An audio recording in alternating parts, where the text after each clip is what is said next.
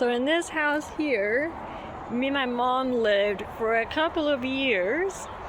And the really cool thing is that if you go across the driveway over to this house, my brothers and my uncle live. And we now live there with them. But back to this house, we used to live here.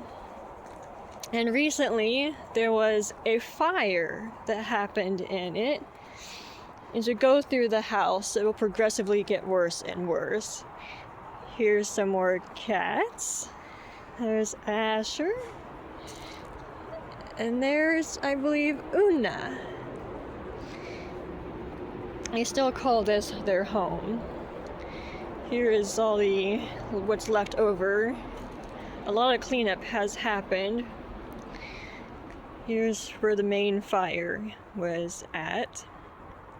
Back room there was the worst. That was my mom's bedroom there. Bathroom, hot water heater, and then my bedroom there. Let's go inside.